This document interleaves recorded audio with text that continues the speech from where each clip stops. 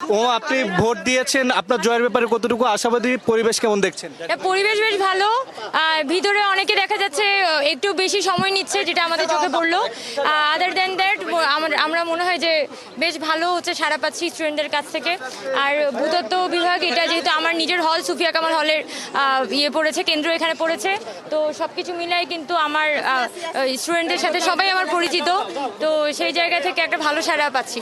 তো অন্যান্য হলগুলো থেকেও খুব ভালো সাড়া পাচ্ছি। জয়ের ব্যাপারে আশাবাদী আপনি? না, অবশ্যই অবশ্যই। অনিয়ম বা কোনো কিছুর অভিযোগ আছে কিনা আপনার সার্বিক পরিস্থিতি টোটাল?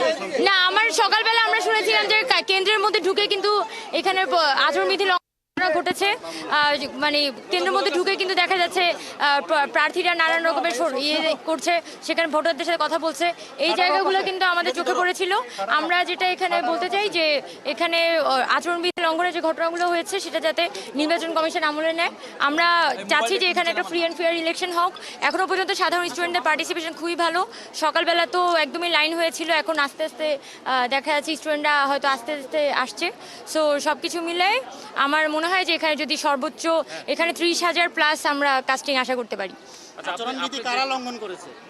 এখানে সকালবেলা আমরা জানি যে সকাল 7টা সাড়ে 7টার দিকে কিছু ছাত্র সংগঠন বা অন্যান্য প্যানেলের লোকজন তারা কিন্তু কেন্দ্রের মধ্যে মানে ভিন্ন ছেলেদের হলের কেন্দ্রের মধ্যে ঢুকে কিন্তু তারা ছাত্রদের সাথে ইন্টারেক্ট করেছে। জয়ের ব্যাপারে কতটুকু আশাবাদী? না, আমি জয়ের ব্যাপারে যথেষ্ট পরিমাণে আশাবাদী, কারণ আমরা দীর্ঘ সময় ছাত্রদের নিয়ে কাজ করেছি, ছাত্রদের কল্যাণে কাজ করেছি। সো আমি মনে করি যে এখানে ছাত্ররা বেছে নিলে, যেহেতু এখানে অনাবাসিক এবং একই সাথে সাধারণ যারা নারী শিক্ষার্থীরা আছে তাদের অংশগ্রহণ অত্যন্ত বেশি, আমি তাই মনে করি যে ওভারঅল পার্টিসিপেশনটা ভালো। নারী ভোটের কেমন উপস্থিতি দেখলেন আপনি, এবং নারী ভোটারদের উপস্থিতি বেশি? আমি এখনো পর্যন্ত সন্তুষ্ট, যদিও ভিড় আস্তে আস্তে একটু কমে যাচ্ছে।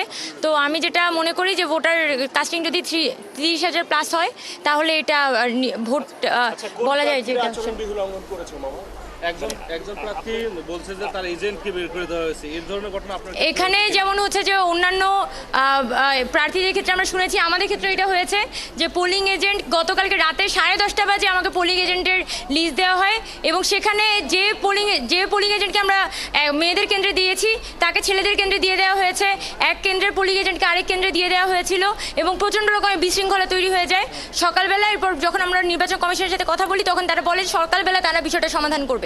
তো সকালবেলা পোলিং এজেন্টরা এসে দেখে যে কেন্দ্রের মধ্যে প্রচণ্ড রকমের একটা বিশৃঙ্খলতা, এবং দেখা যাচ্ছে এখনো পর্যন্ত ভোট শুরু হওয়ার পরিবেশটা তখনও তৈরি হয়নি। তো সব কিছু মিলে পরে দেখা যায় আমাদেরকে সশরীরে পোলিং এজেন্টদের বিষয়টি সমাধান করতে হয়, এবং বর্তমানে আমার যারা পোলিং এজেন্ট আছে তারা সবাই স্ব কেন্দ্রে অবস্থান করছে। কোন প্রার্থী মানে আচরণবিধি লঙ্ঘন করেছে? আমরা দেখেছি যে অনেকেই করেছে, আমরা নাম বলছি না, তবে আমাদের চোখে পড়েছে যে অনেক প্রার্থীরাই এরকম নির্বাচনের আচরণবিধি লঙ্ঘন করে তারা কেন্দ্রের মধ্যে প্রবেশ করেছিল, এবং প্রবেশ করে তারা ভোটারদের সাথে ইন্টারেক্ট করেছে। পরবর্তীতে যখন নির্বাচন কমিশনকে এই বিষয়ে অবগত করা হয় তখন নির্বাচন কমিশন যেটা জানায় যে ভোট কেন্দ্রের আশপাশে 100 মিটারের পরে গিয়ে পর্যন্ত নাকি প্রচারণা করা যাবে, এই ধরনের কথাবার্তা আমরা শুনেছি। না, এটা এখন পর্যন্ত তো এই আচরণবিধি লঙ্ঘনের কথা আছে, কিন্তু আমরা কখনো শুনিনি যে তারা কোনো প্রকার ব্যবস্থা গ্রহণ করছে।